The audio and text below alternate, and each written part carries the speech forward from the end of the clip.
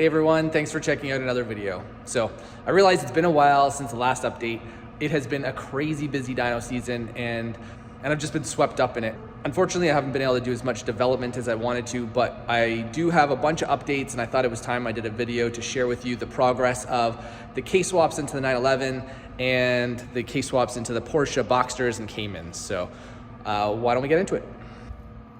All right guys, so anyone that's new and hasn't seen any of my previous videos or doesn't know what's going on, this is my 2006 Porsche 911 Carrera S. It is a Carrera S, it's not a GT3, even though it has GT3 bumpers, wing, wheels, all that stuff. It is just a Carrera S. I bought this car in 2017, I think it was. Drove it for a bit, I was bored. Me being a Honda tuner that specializes in K-Series engines, decided to do an engine swap into this Porsche with the K-Series, turbo it, and I have been enjoying it for about 3 years, about 15,000 kilometers. Super happy with how it turned out. So because of that success and because of other people that are interested in building one of these cars for themselves, I have been working away at the kit so other people can do this same swap to their 911 and enjoy it, because it honestly is amazing. The engine suits this car so well. And I personally could not be happier with the results. I realize that's a quick little introduction to it, and I have a whole bunch of videos on this car, and Larry Chen did an amazing video of it where he test drove it, and I can link that in the description. But if you want to know more about it, check out that video or some of my other previous videos. But today's video is all about sharing the progress of the kit and showing you what we have available, and hopefully answer any questions you guys might have about putting a K-Series engine in your Porsche. So, like I said, my car has a Honda K-Series engine in it. It is a Honda K24 Z7 engine. It is out of a Honda Civic Si from the year 2012 to 2015. I chose this engine because they are the last real production version of the K-Series engine. They're the easiest to get in low kilometer and in good condition still, because they are the newest ones. The previous generation K24A2 out of the TSXs, I believe, stopped production in 2008. You can still get them, but they are becoming more scarce, and a lot of them are very high mileage now. So to use them in a as-is stock condition, to drop them in, it's getting harder and harder to find good examples of those engines. I also chose this engine because it has one single exhaust port, which is the way most manufacturers are going these days on the exhaust side. And in this case, it allowed me to make a custom turbo manifold to bolt the turbo as close as possible to the head, which helps spool, turbo response, all that, and packaging. It is a nice, simple design that works really well and made great power, and just worked well in this whole package. For this engine swap, I did retain Honda power steering, Honda air conditioning condenser, Honda alternator. We're running a drive-by-wire throttle body. The intake pipe is off at the moment because I've been doing some testing. This car does have all the creature comforts. It has air conditioning that works. It has power steering that works. For all intents and purposes, this car works as it did from Porsche, but with a Honda engine that makes over 100 horsepower more than the original engine made, and in my opinion is more reliable, easier to work on, and gives me peace of mind that I don't have to worry about an expensive engine failure anymore. In my case, I pulled a perfectly good Porsche engine out and replaced it with this, but there are a lot of these 911s that have blown engines, and if you price out a rebuild or a used engine, you are gonna spend $20,000 to $30,000 to replace the original Porsche engine. And considering that's like 50 to 80% of the value of this car, it just makes more sense to replace it with something that is more economical, gives you better peace of mind for future failure protection, and an unlimited power potential. Like, this car makes approximately 450 wheel horsepower on a stock engine. It has 15,000 kilometers on this setup. It has 4 track days and it's still going strong. If you want more power than that, you can easily make 500-600 horsepower plus, and for a very reasonable price. Like, do a mild build, piston rod engine, set of cams maybe, and you can have pretty much 500-600 horsepower. I have a bunch of examples on my YouTube channel of K-Series engines that are making 500-600 horsepower on pump gas. So the sky's the limit with this setup. So I really do think it's a great option. So I think that's probably enough. I I don't want to bore you guys with all the details of this specific build. I do have a lot of videos, and like I said, that Larry Chen video is great. But today's video is trying to bring you guys up to speed as to where the kit is at. And so I do have my other 911 over here. This 911 over here is what I've been using for my, I guess, product development. It is the test bed for testing all the pieces that we're creating, all the parts of the kit, I should say, so that we can offer it as a kit to everyone. And I do have another engine in this one ready to go. It is again, another K24Z7 engine. It has the newest version of the turbo manifold. This piece is a cast stainless steel V-band turbo manifold. This turbo manifold is pretty cool because it allows for both a reverse rotation turbo and a standard rotation turbo. Right now I have a standard rotation turbo on it, and you can see that it places the filter facing forward. On my car, I have a reverse rotation turbo, so the intake side, which over here, is on this side. And that allows for just different air filter placement. I kind of liked that on mine because it allows fresh air to be brought in through the, I guess, the engine bay lid. But either way, with the new turbo manifold, you can choose which turbo you want to go with, standard rotation or reverse rotation. There's pros and cons to both. There are a lot more turbos available in a standard rotation setup versus a reverse rotation setup. But in my opinion, the reverse rotation and the size of the turbo that I went with, which was a Garrett G35-900 turbo with a 0.83 exhaust housing, dual V-band turbo, suits this setup perfectly. It has full boost at 3,600 RPM. It has the potential of making 900 brake horsepower.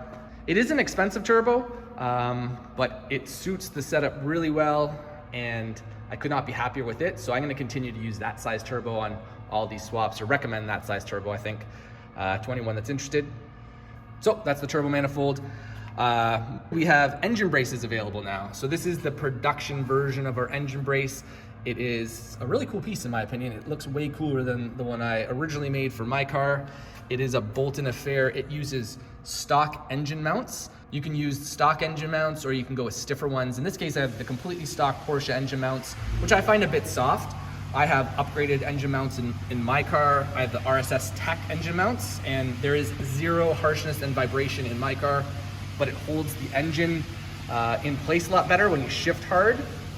You can feel that the engine is more solid. It doesn't feel like it's moving around as much back there, and just inspires a bit more confidence with shifts. In order to run this engine brace, you do need to run a very low profile valve cover.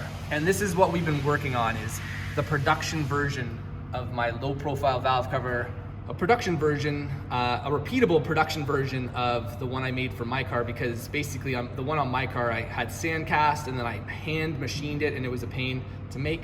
This one, it's still sand cast, but I have them all CNC machined to all the tolerances that are needed, and it fits really well in here, and you do not have to cut the car at all, which is nice, because that was a goal of mine. I didn't want to cut into the car at all. The other options out there, you have to cut into the car, either into the passenger compartment or this frame member down here. To do this swap with my kit, you don't have to cut the car at all. And that was what I was going for. And I know a lot of you are not interested in cutting your car at all, because if you ever do want to put it back to stock for whatever reason, or you want to sell it, maybe take the kit out and sell the car eventually or whatever, you don't have to worry about the damage you've inflicted on the car by cutting into it. This ultra low profile valve cover is the only one that will work with the kit. I know there are other low profile valve covers on the market. I have one here. This is a Skunk 2 magnesium low profile valve cover. It's a really nice piece. Like, I wish it would work, and I wouldn't have to make one of my own, but it is just not low enough. You can see here, it sits above my valve cover a bit. And the biggest issue is it still uses Honda K-Series ignition coils. In order to get all the clearance for the swap, we did have to switch to a different Honda ignition coil. This is a much shorter J-Series Honda ignition coil. You can see here, I'll lay them side by side.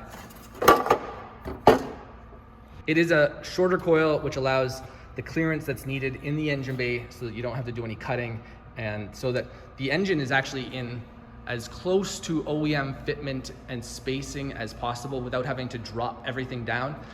My original plan when I first started this project, and I think I have some videos on it, is I did try to lower the engine a bit. When I tested it, when it was lowered 3/4 of an inch down, it caused a weird shifter stiffness. It caused the shifter cables to bind and caused shifting to be very stiff for some reason. On at least the 997, the 996 might be different because I know they have different shifter cables on a 996. Ultimately, I decided I didn't want to lower the engine anymore because that created another issue where you have to replace the factory suspension brace that goes down here. My kit still uses the original one, which is nice. It's an Porsche engineered piece, never have to worry about. This is the path that I've chosen to go down, and I'm pretty happy with how it's turning out. Additionally, I've had to make my own intake manifold plenum. And the reason for this is I wanted to be able to keep Honda power steering and not have to go to an electric pump, which you could do if you wanted. There was no intake manifold on the market that would face the throttle body either this direction or even center feed down that would allow you to retain an OEM Honda power steering pump. And that was a big thing for me. This power steering pump, it works really well. Its packaging is perfect. There's no added complexity of an electric power steering pump. And we can connect it to the original power steering lines with almost no modifications. So in my opinion, it was best to just make an intake manifold that would work. So what we've done is made a spacer and a new plenum to work with an existing Skunk 2 Ultra Street intake manifold. And the plenum that we've made actually works with the original throttle body off the original Porsche engine. So what I have attached here is I believe it's 74 millimeter OEM Porsche throttle body. Technically, it's just a Bosch throttle body. And because this intake manifold is designed to work with that throttle body, you don't end up having to buy a throttle body to work with this engine swap. You can just use the original one off your original engine if you have that. And if you don't have it, these throttle bodies are extremely inexpensive to buy. Along with that stuff, we are also working on an intercooler. And I have an example of the intercooler that we're working on. This is basically exact copy of what I put on my car. It has worked really well. Because it's not in direct airflow, we ended up adding fans to it, and the fans get controlled by the standalone ECU. And whenever it's over a certain degrees, the fans will turn on and bring the intake temps down. This has worked really good on my setup. I log the intake air temps on my setup. The intake temps never really get more than 10 degrees over ambient temperature, which is fantastic. We are going to be offering this intercooler as part of the kit to do this whole swap, so it makes your life a lot easier. There are other options. You don't have to get that intercooler. You can probably go with a air-to-water intercooler setup, but then it's more added complexity of having to add a heat exchanger at the front of the car and running those lines and controlling it.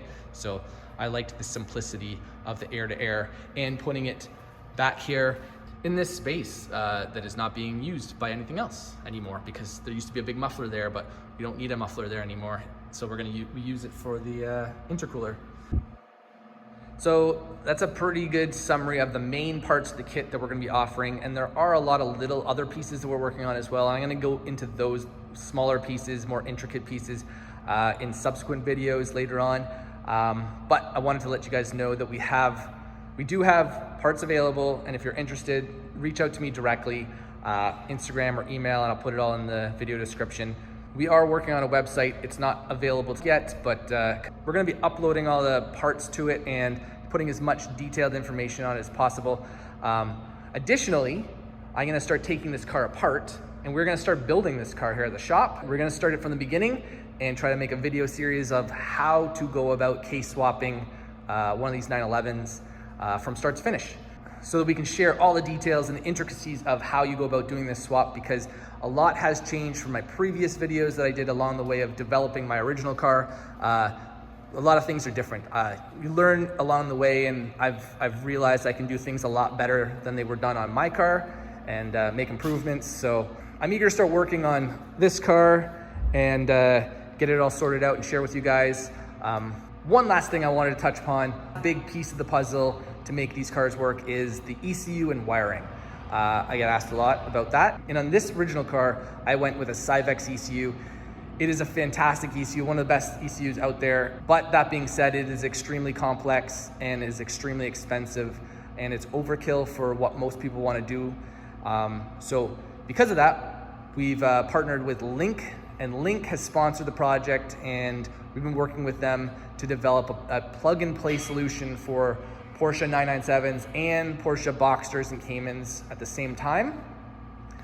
So we will have a plug-and-play wiring solution with ECU that is all ready to go, with CAN to keep the rest of the car happy. So I do have my car up and running on a Link G4X Fury X ECU, and we've been testing it, and we're fine-tuning all the CAN bus so that it will work seamlessly as this car does with the Civex. So that is near completion. We're probably about 70% done with the development of the ECU, CAN bus engineering, and the wiring, which is huge. The fact that we'll be able to offer this ECU with a wiring solution that's all plug and play for you guys, that is a game changer in my opinion. It's what will make this swap feasible for most people, because you'll be able to just unplug the original wiring harness, unplug the original ECU, plug this stuff in, and I'll offer a base map with it to get the car up and running. From there, it will need to be tuned because every setup is different, but the Link ECU is an amazing ECU to work with, one of my favorites. It's very user-friendly, and we're super glad that Link came on board and has agreed to work with us on this project. So that pretty much brings you up to speed on the majority of what's going on with the 911 K-Swap kit. I'm sure there's more that I've missed, but I will be working on more videos from this point and sharing as much detail as possible, so stay tuned for those videos. But I know there's a lot of guys that are interested in what's going on with the Boxster and Cayman stuff, so let's start talking about that stuff. All right, so in regards to Boxster and Cayman swap kits, unfortunately, we're just not as far along as I'd hoped to be. There's only so much time in the day. I'm only one person. I have a few really good helpers that help me with all of this stuff, but it had to be put on hold for the summer. But we will be picking it up this winter and finishing this kit over the winter. That being said, we haven't done nothing on the kit. We've been doing a lot of development so that when we do pick this up and start working on it, should go fairly quickly. And we will be making videos along the way with this platform as well. Like I said in the past, I think Hasport is on board and they've sponsored the project, and we're gonna be working with Hasport to use their engine mounts in combination with a custom subframe that will allow you to bolt the K-Series engine and a K-Series transmission into one of these Porsche Boxsters or the Cayman that's up there. It will be a Honda engine and transmission. You can choose whether you want to do K20, K24, turbo, supercharger. Any one of those configurations should work in this swap platform because we are going to be using the Honda transmission. I get asked a lot if it would be feasible to do it with the Porsche original transmission, and in my opinion, it's not. You have to cut into the car so much to make it work. It's just not feasible for the average do-it-yourselfer, and you basically have to cut out like all of this stuff here to make it fit with the original Porsche transmission. And I know a lot of people aren't going to be interested in doing that to their car. So again, we're working on a solution that you don't have to cut up the car to make it work. It should basically be a bolt-in affair. We're going to try to offer a subframe that bolts into the car back here that holds this engine configuration without having to cut or modify the chassis at all. So stay tuned for that, guys. We're going to be picking up that pretty soon. ECU and wiring is going to be very similar to what we're offering with the 911. All the work that we've done to develop the 911 wiring and ECU development is very transferable to this platform with minor tweaks, minor changes. So we have been working away at getting ourselves set up so that this project will go pretty quickly once we pick it up and start working away at it. So I know a lot of you guys are going to be disappointed that we aren't further along with the Boxsters and Caymans. I am too. I think these cars are going to be amazing with the K-Swap and the 6-speed LSD transmission that you can package with these. So hopefully you guys are still interested in seeing this get done. I am super eager to see this original Cayman S with the K-Swap in it. It is going to get K24 Z7 engine with a turbo setup, 6-speed LSD transmission. So this is something I'm really looking forward to picking up again on. Development, I hope, is gonna start in about a month or so. This is truly something I'm really eager to pick up on again. It's nearly winter now in Toronto, and my tuning season and schedule is slowing down significantly as everyone starts putting their cars away for winter. So I have a lot more of time available to work on all these projects and also create videos. I didn't want to start working away without documenting it, and I just did not have the time. So now that it is winter and I will have more free time, I can truly work away at documenting this stuff and sharing it with you guys, because I love it. It is super interesting to me, and I know a lot of you guys feel the same way. So anyways, I think that's probably about it for this video. I felt I've been needing to make this video for a long time, and I hope it does it justice. But by all means, if you guys have questions, feel free to put it in the comments. If you have a 911 and you are interested in doing a K-swap, please reach out to me. Shoot me an email or message me on Instagram, because I am happy to discuss the options, details, and specifics of doing this swap on your car and working with you towards getting one of these engines in your 911. So that's, I think, about it for this video. Hopefully you guys have enjoyed it. Let me know what you think in the comments. If you like the video, do me a favor, hit that like button. If you haven't already, consider subscribing, and I will continue to keep making these videos for you guys. So thanks again for watching, and I'll see you again soon. Bye now.